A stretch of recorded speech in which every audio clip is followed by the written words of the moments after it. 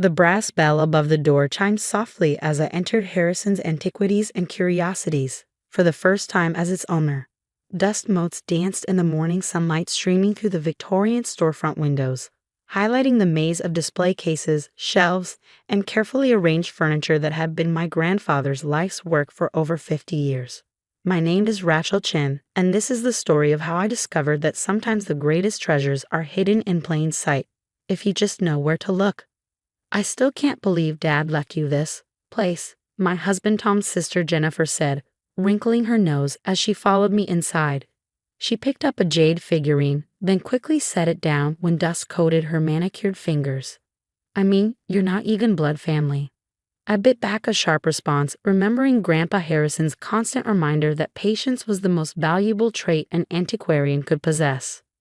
Gerald, Grandpa, taught me everything about this business over the last 8 years, I said instead, moving behind the ancient mahogany counter. He said I was the only one who truly understood his vision. Vision? Jennifer scoffed. It's a bunch of old junk. Mom's right, you should sell it quickly before the property taxes eat up whatever savings the old man had left. The old man she so casually dismissed had been more of a father to me than my own. While my in-laws saw me as the Chinese-American girl who'd married into their family, Gerald Harrison had seen a kindred spirit. I'd been working part-time at a museum when Tom first brought me to Sunday dinner, and Gerald and I had spent hours discussing art history and restoration techniques while the rest of the family watched football. The place needs someone who understands preservation, he told me one quiet afternoon as he taught me how to properly clean an 18th century brass compass. Someone who sees the story behind each piece, not just its price tag. Now, standing in the quiet shop 3 weeks after his funeral, I could feel those stories waiting to be told. My fingers traced the leather-bound ledger on the counter, Gerald's inventory, meticulously maintained in his elegant handwriting. Well, don't expect Tom to waste his architect's salary keeping this place afloat, Jennifer continued, checking her phone. God, there's barely any signal in here. Probably all these metal things interfering. Those metal things included what I strongly suspected was a Ming Dynasty bronze vessel, but I kept that observation to myself. Gerald had taught me another valuable lesson. Never reveal the true value of something to those who wouldn't appreciate it. I'll manage, I said simply, opening the ledger. The shop has been profitable for 50 years. Jennifer's laugh was sharp. Please, I did Dad's taxes for him once. This place barely broke even. I thought about the separate set of books Gerald had shown me last year, the ones that documented his real transactions, museum acquisitions, private collector sales, international auctions. But again, I held my tongue. Rachel? Tom's voice called from the back room. You might want to see this. I found my husband standing in Gerald's office, holding a sealed envelope. It was in his desk, marked for Rachel, opened 3 weeks after.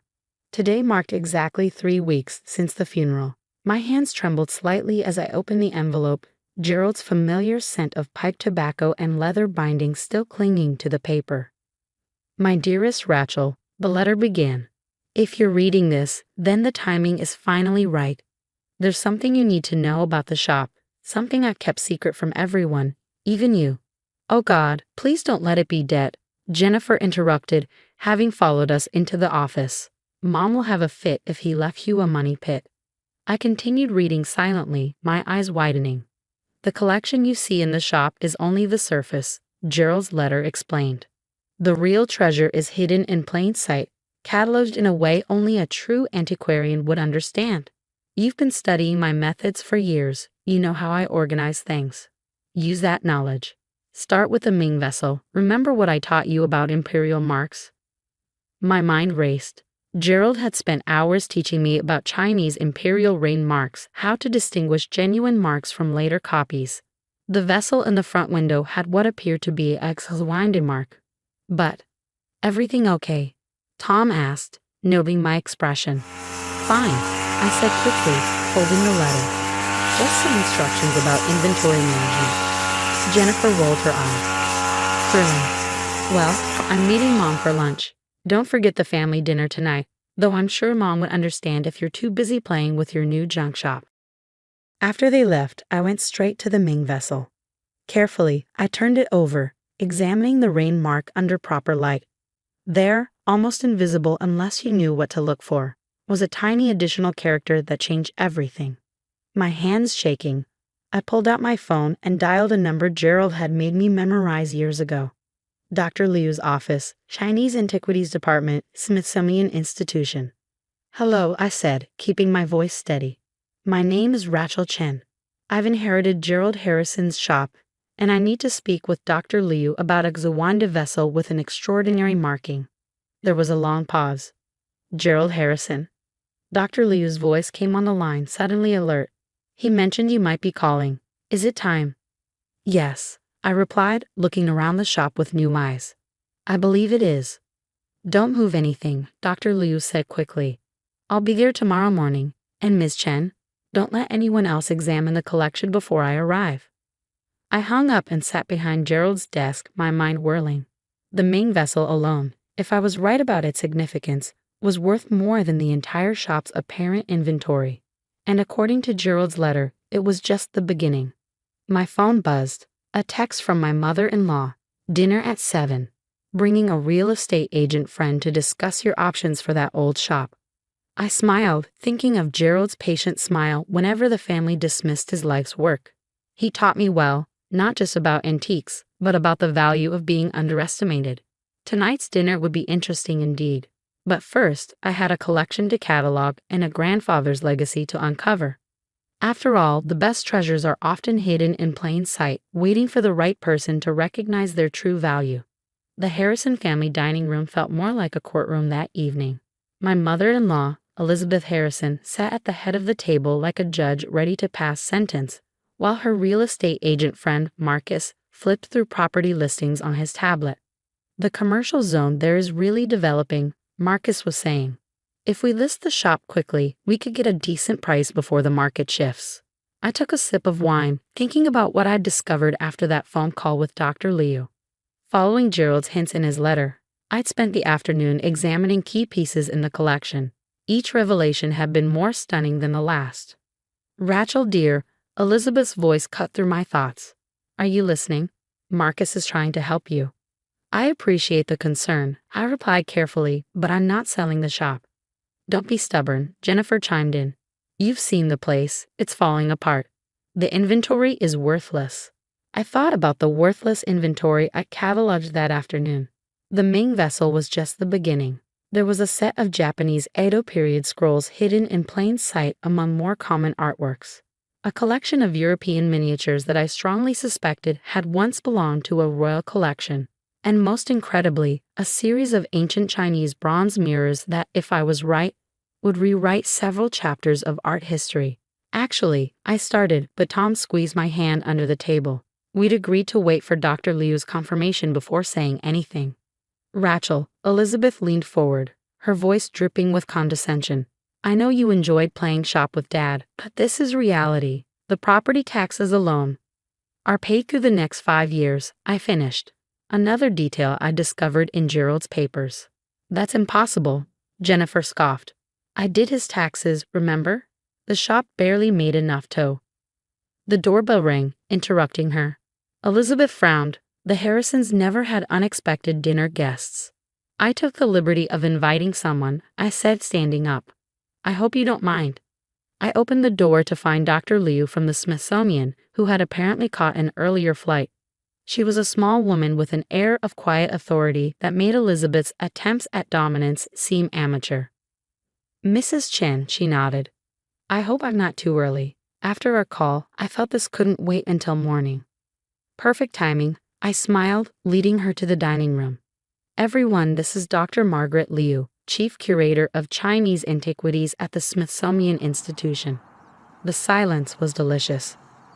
"The Smithsonian," Elizabeth managed. Dr. Liu sat down, accepting a glass of wine. "Yes, I've been working with Gerald Harrison for decades. In fact, several pieces in our Imperial Chinese collection came through his expertise."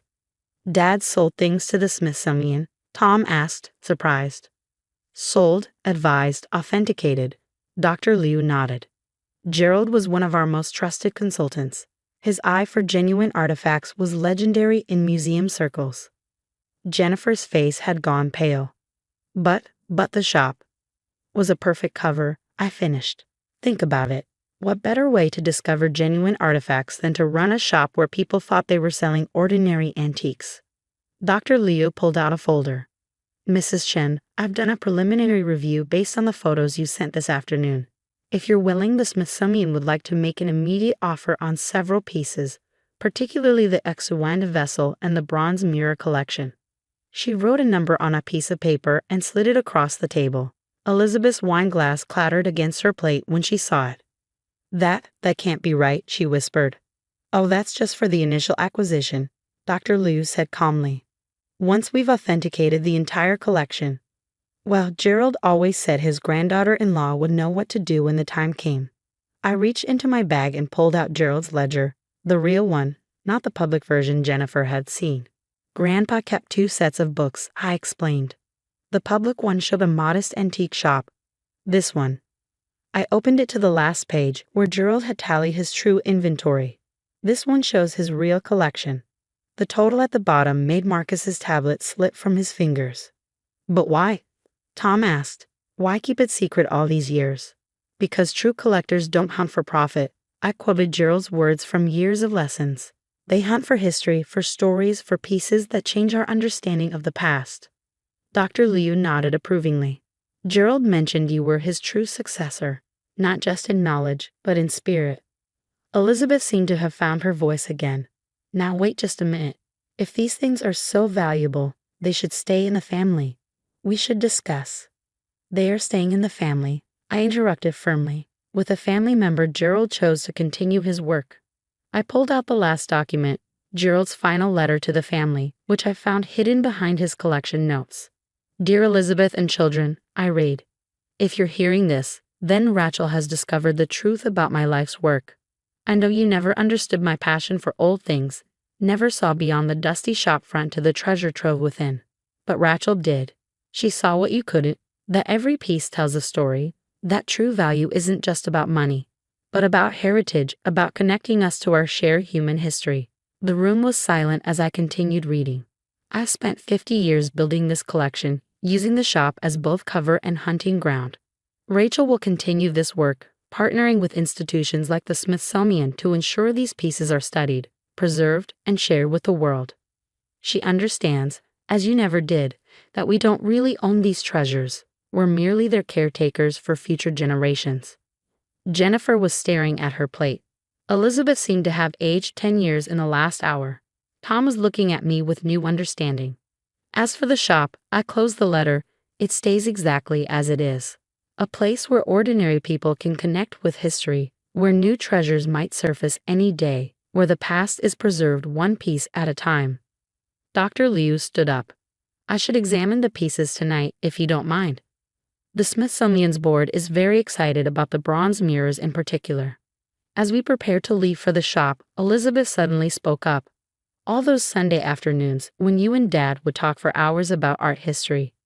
He was teaching me, I said gently, not just about antiques, but about patience, about looking deeper than surface appearances, about understanding true value. Tom stood up. I'm coming with you. I want to see what my grandfather was really doing all those years. That night, as Dr. Liu carefully examined each piece, I watched my husband discover a new side of his grandfather. The dusty old shop transformed before his eyes into a museum-quality collection, each piece with its own fascinating history. I never knew, he whispered, watching Dr. Liu authenticate a Song Dynasty jade carving. All these years, I never really saw what was right in front of me. Most people don't, I replied, thinking of Gerald's patient smile. They see what they expect to see. Over the next few months, the truth about Gerald Harrison's collection made waves in the museum world. The Smithsonian exhibition, Hidden Treasures. The Gerald Harrison collection became their most successful showing that year. The shop remained open, its modest facade unchanged, but now Tom's family viewed it differently. They'd learned what Gerald had tried to teach them for years, that true value isn't always obvious, that sometimes the greatest treasures are the ones others overlook. As for me, I continued Gerald's work, using the shop as he had, a place to discover overlooked treasures, to preserve history, and to remind people that sometimes the most valuable things are hidden in plain sight, waiting for someone patient enough to recognize their worth. Elizabeth still comes to Sunday dinners, though now she asks questions about the shop, trying to understand what she missed all those years. Jennifer took an art history class at the local college, and Tom sits with me in the evenings as I catalog new acquisitions, learning to see the world through his grandfather's eyes. Gerald's portrait hangs in the shop now, his gentle smile watching over the controlled chaos of artifacts and antiques. Sometimes, when the evening sun hits it just right, I swear he winks at me as if to say, "Patience, dear. The best treasures are worth waiting for." And he was right, of course. Some treasures are measured in dollars and cents, in museum acquisitions and academic papers. But the real treasure was what Gerald left behind, not just a collection of priceless artifacts, but a lesson about looking deeper, about the value of being underestimated, and about the importance of preserving the past for future generations.